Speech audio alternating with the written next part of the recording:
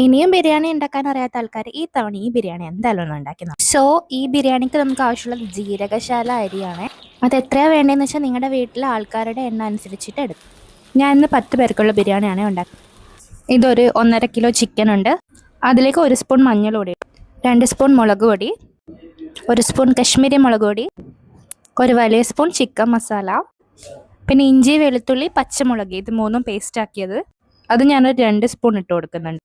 അതിൻ്റെ കൂടെ തന്നെ ഒരു 2 സ്പൂൺ തൈരും, പിന്നെ ആവശ്യത്തിന് ഉപ്പും കൂടി ഇട്ട് കൊടുക്കുക. ഇനി ഈ മസാല നന്നായിട്ട് ചിക്കനിൽ പുരട്ടിയെടുക്കുക. എന്നിട്ട് ഇത് മാറ്റി വെച്ചേക്കണം. പറ്റുവാണെങ്കിൽ കുറച്ച് നേരത്തേക്ക് ഇത് ഫ്രിഡ്ജിൽ വെച്ചേക്കും. നിങ്ങൾക്ക് പറ്റുവാണെങ്കിൽ ഈ പരിപാടി തലേന്ന് ചെയ്ത് കഴിഞ്ഞാൽ അത്രയും നല്ലതാണ്. ഈ ചിക്കനിൽ എത്രയും മസാല പിടിക്കുന്നോ അത്രയും ടേസ്റ്റ് കൂടും കേട്ടോ. ഇനി നമ്മൾ ചെയ്യേണ്ട പണി എന്താണെന്ന് വെച്ചാൽ കുറച്ച് വെള്ളം ചൂടാക്കാൻ വേണ്ടി വെക്കണം. വെള്ളം ചൂടാക്കിയതിന് ശേഷം നമുക്ക് നെയ്ച്ചോറിൻ്റെ അരിയൊക്കെ ഒന്ന് കഴുകിയെടുക്കാം. ഞാൻ ജീരകശാല റൈസാണ് എടുക്കുന്നത്. പിന്നെ ഈ ബിരിയാണിയുടെ മസാലയ്ക്ക് ഒരുപാട് എരിവൊന്നും ഉണ്ടാവില്ല, എരിവ് കുറവായിരിക്കും കേട്ടോ. പക്ഷേ എൻ്റെ കംഫർട്ട് ഫുഡ് എന്നൊക്കെ പറയുന്ന ഈ ബിരിയാണിയാണ്. അപ്പോൾ അരി നന്നായിട്ട് കഴുകിയിട്ട് ഊറ്റി വയ്ക്കുക. അരിയൊക്കെ കഴുകി വരുമ്പോഴത്തേക്കും നമ്മുടെ നേരത്തെ ചൂടാക്കാൻ വെച്ച വെള്ളം നന്നായിട്ട് തിളച്ചിട്ടുണ്ടാവും. ഇത്രയും ആയിക്കഴിഞ്ഞാൽ പിന്നെ നമുക്ക് നെയ്ച്ചോറിൻ്റെ പരിപാടി നോക്കാം. പിന്നെ ഞാൻ ഈ ബിരിയാണി ദമ്മൊന്നും ചെയ്യുന്നില്ല, അല്ലാതെ തന്നെ നല്ല ടേസ്റ്റാണ്. സോ നെയ്ച്ചോറ് ഉണ്ടാക്കാനുള്ള പാത്രം അടുപ്പത്ത് വെക്കുക. എന്നിട്ട് ഓയിൽ ഒഴിച്ചു കൊടുക്കുക. ഞാൻ സൺഫ്ലവർ ഓയിലാണ് ഉപയോഗിക്കുന്നത്. ഇതിനകത്ത് കുറച്ച് കാഷ്യൂ നട്ടൊക്കെ വറുത്തെടുക്കും. അതുപോലെ ടോപ്പിങ്സിന് വേണ്ടിയിട്ട് കുറച്ച് ഉള്ളിയും ഞാൻ വറുത്തെടുക്കുന്നുണ്ട്. ഉള്ളി വാട്ടിക്കഴിഞ്ഞാൽ പിന്നെ നമ്മളത് മാറ്റി വെച്ചിട്ട് ഒരു സ്പൂണ് നെയ്യ് ഒഴിച്ചു കൊടുക്കണം കേട്ടോ. പിന്നെ നെയ്യ് ഒഴിച്ചു കൊടുത്തിട്ട് നമുക്ക് ഒരു 2-3 ഗ്രാമ്പു, ഒരു 2 കറുവാപ്പട്ട, പിന്നെ 2-3 കഷ്ണം ഏലക്ക ഇത്രയും ഇട്ട് കൊടുത്തിട്ട് കഴുകി വൃത്തിയാക്കി അരിയും കൂടെ ഇട്ട് കൊടുക്കാം. ഇനി നമ്മളെ പരിപാടി എന്താണെന്ന് വെച്ചാൽ അരി നന്നായിട്ട് വറുത്തെടുക്കുകയാണ് വേണ്ടത്. ഞാനൊരു വലിയ ക്യാരറ്റ് കട്ട് ചെയ്തിട്ട് കൊടുത്തിട്ടുണ്ട്. അതിൻ്റെ കൂടെ ഒരു കൈപ്പിടി ഉള്ളി ഇട്ട് കൊടുക്കുന്നുണ്ട്. ആവശ്യത്തിന് ഉപ്പും കൂടെ ഇട്ട് കൊടുക്കുന്നുണ്ട്. ഇനി ഇന്ന് നമ്മൾ ചെറിയ തീയിൽ വെച്ചിട്ട് നന്നായിട്ട് അങ്ങോട്ടും ഇങ്ങോട്ടും ഇളക്കി ഫ്രൈ ചെയ്യാൻ പോവുകയാണേ. അരി ഒന്ന് ആ വെള്ളത്തിൻ്റെ അംശം പോയിട്ടൊന്ന് വറുത്ത് കിട്ടണം. അപ്പോഴാണ് നമ്മൾ നെയ്ച്ചോറ് നല്ല ഉടയാണ്ട് കിട്ടുന്നത്. നന്നായിട്ട് തന്നെ ഇളക്കി കൊടുക്കുക. അടി പിടിക്കാതെ ശ്രദ്ധിക്കണം. അരി ഒന്ന് ചെറുതായിട്ടൊന്ന് വറുത്ത് വരുന്ന ഫീൽ നിങ്ങൾക്ക് തോന്നിക്കഴിഞ്ഞാൽ ഉടനെ ആ വെള്ളം ഒഴിച്ചു കൊടുത്തേക്കണം. ഏത് നമ്മൾ ചൂടാക്കിയ വെള്ളം. അരി മുങ്ങാൻ പാകത്തിനുള്ള വെള്ളം ഒഴിക്കണം കേട്ടോ. എന്നിട്ടൊന്ന് ഇളക്കി കൊടുത്തിട്ട് നമുക്കൊരു ചെറുനാരങ്ങ ഇതിലേക്ക് പിഴിഞ്ഞൊഴിക്കാം. എന്നിട്ട് നമുക്ക് മൂടി വെക്കാം കേട്ടോ. ചെറിയ തീയിൽ വെക്കാം. എന്നിട്ട് അരി നന്നായിട്ട് വേവട്ടെ. അരിയുടെ വെള്ളം വറ്റുന്നവരെ വെക്കാം. ഞാനൊരു 15 മിനിറ്റ് വെക്കുമ്പോഴത്തേക്ക് എനിക്ക് ഇതിൻ്റെ വെള്ളമൊക്കെ പോയി കിട്ടിയിട്ടുണ്ട്. അരിയും നന്നായിട്ട് വെന്തിട്ടുണ്ട് കേട്ടോ. ഇതേ നോക്ക്, ഇതാണ് ഇതിൻ്റെ കറക്റ്റ് ഭാഗം. ആ അരിയൊക്കെ കണ്ടോ വിട്ട് വരുന്നത്, എവിടെയും കട്ട പിടിച്ചിട്ടോ ഒന്നുമില്ല. ഇനി നമുക്കിതിനകത്തേക്ക് 1 സ്പൂൺ നെയ്യ് ഒഴിച്ചു കൊടുക്കാം. പിന്നെ നേരത്തെ നമ്മൾ വറുത്ത് വെച്ച കാഷ്യൂ നട്ട്സ്, ഉള്ളി അതൊക്കെ ഇന്ന് മേലെക്കൂടെ ഇട്ട് കൊടുക്കാം. എന്നിട്ട് ലാസ്റ്റ് കുറച്ച് മല്ലിയിലയും കൂടെ മേലെക്കൂടെ ഇട്ട് കൊടുക്കാം.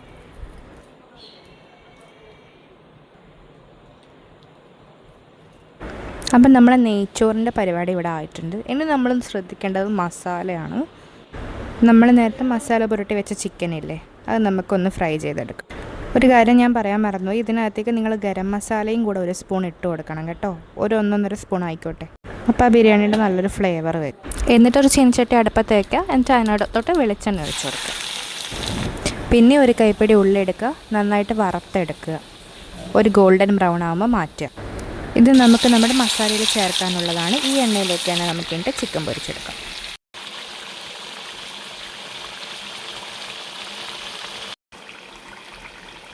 ബാച്ചായിട്ട് പൊരിച്ചെടുക്കാം കേട്ടോ ഈ ചിക്കൻ. അപ്പോൾ ചിക്കൻ എല്ലാം പൊരിച്ചതിന് ശേഷം അത് മാറ്റുക. എന്നിട്ട് നമുക്ക് മസാലയുടെ പണി നോക്കാം. ഇനി ഞാൻ പറഞ്ഞല്ലോ, ഞാനൊരു 10 ഉണ്ടാക്കുകയാണ്. അതുകൊണ്ട് ഞാൻ കുറച്ച് വലിയ പാത്രമാണ് എടുത്തേക്കുന്നത്. എന്നിട്ട് നമ്മൾ നേരത്തെ ചിക്കൻ പൊരിച്ച വെളിച്ചെണ്ണയില്ലേ, അത് ഇതിലോട്ട് വെച്ച് കൊടുക്കുക. എൻ്റെ ആവശ്യമുണ്ടെങ്കിൽ നിങ്ങൾക്ക് കുറച്ചും കൂടെ വെളിച്ചെണ്ണ ഒഴിക്കാം. എണ്ണ ഒന്ന് ചൂടായി വരുമ്പോൾ നമ്മൾ മസാലയ്ക്കുള്ള ഉള്ളിയൊക്കെ ആഡ് ചെയ്ത് കൊടുക്കാൻ പോവുകയാണ്.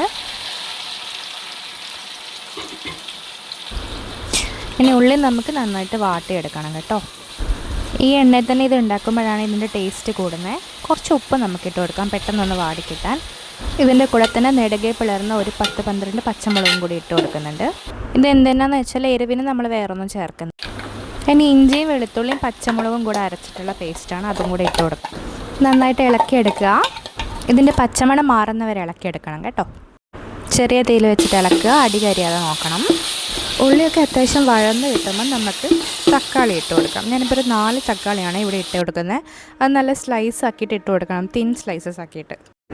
തക്കാളി ഇട്ടതിന് ശേഷം തക്കാളി നന്നായിട്ട് വഴന്ന് വരുന്നത് വരെ നന്നായിട്ട് ഇളക്കി കൊടുക്കുക. ചെറിയ തീയിൽ വെച്ച് ഇളക്കുക കേട്ടോ.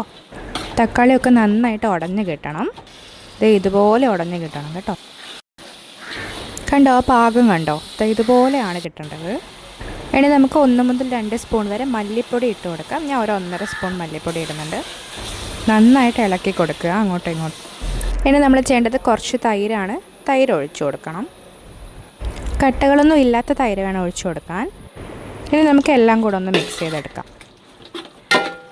ഇനി എന്താ വേണ്ടതെന്ന് വെച്ചാൽ കുറച്ച് ഉള്ളി നമ്മൾ മാറ്റി വെച്ചിട്ടില്ലേ മസാലയിൽ ഇടാൻ, അത് ഇതിലേക്ക് ഇട്ട് കൊടുക്കുക. എന്നിട്ട് എല്ലാം കൂടെ ഒന്ന് ഇളക്കി കൊടുക്കുക കേട്ടോ നന്നായിട്ട്. ലാസ്റ്റായിട്ട് നമുക്ക് 1.5 സ്പൂൺ ഗരം മസാലപ്പൊടിയും കൂടെ ഇട്ട് കൊടുക്കാം, ആ ഒരു ഫ്ലേവറിന് വേണ്ടിയിട്ട്. എന്നിട്ട് നമുക്ക് ഫ്രൈ ചെയ്ത ചിക്കനൊക്കെ ഇതിനകത്തോട്ട് ഇട്ട് കൊടുക്കാം. ഈ ചിക്കനൊക്കെ കണ്ടോ പെർഫെക്റ്റ്ലി ഫ്രൈഡ് ചിക്കനാണ്. മുഴുവൻ നമുക്കിതിനകത്തോട്ട് ഇട്ട് കൊടുക്കാം. എന്നിട്ട് നന്നായിട്ട് ഇളക്കിയെടുക്കുക. ഞാൻ പറയുന്ന ഈ കാര്യം മറക്കാതെ എപ്പോഴും ശ്രദ്ധിക്കണം. ഈ ബിരിയാണി ഉണ്ടാക്കുമ്പോൾ ഇത് അടി പിടിച്ച് കഴിഞ്ഞാൽ അതിൻ്റെ ടേസ്റ്റ് മൊത്തം മാറും. അടി പിടിക്കരുത്, കാരണം വറുത്ത ഉള്ളിയൊക്കെ ഉണ്ട് ഇതിനകത്ത്. അടി പിടിക്കാതെ വേണം ഇളക്കാൻ. ലാസ്റ്റായിട്ട് നമുക്ക് കുറച്ച് മല്ലിയിലയും കൂടെ ഇട്ട് കൊടുക്കാം. എന്നിട്ട് 1 സ്പൂൺ നെയ്യും കൂടെ നമ്മൾ ഇട്ട് കൊടുക്കണം കേട്ടോ. ഇതിനകത്തോട്ട് ഒഴിച്ചു കൊടുക്കണം ഈ മസാലയിൽ കുറച്ച് നെയ്യ്.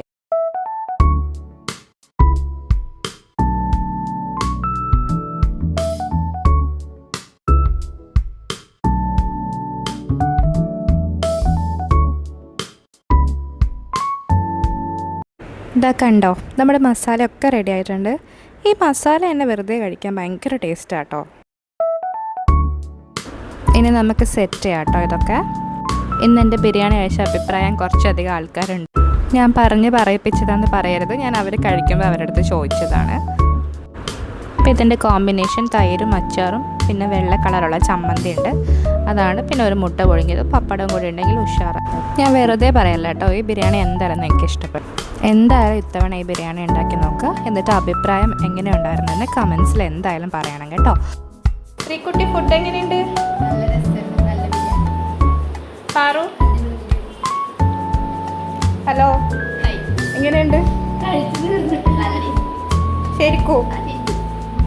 ഓക്കെ. ആൻലിയ ഫുഡ് എങ്ങനെയുണ്ട്? ശരിക്കും പറ. ഓക്കെ, കഴിച്ചോ. ഫുഡ് എങ്ങനെയുണ്ട്? ശരിക്കും? ഓക്കെ, എന്നാൽ കഴിച്ചു. സോ നിങ്ങളും ഉണ്ടാക്കി നോക്കുക. എന്നിട്ട് ജെനുവിൻ ആയിട്ടുള്ള അഭിപ്രായം എന്താണെന്ന് പറയാം. Thank you for watching.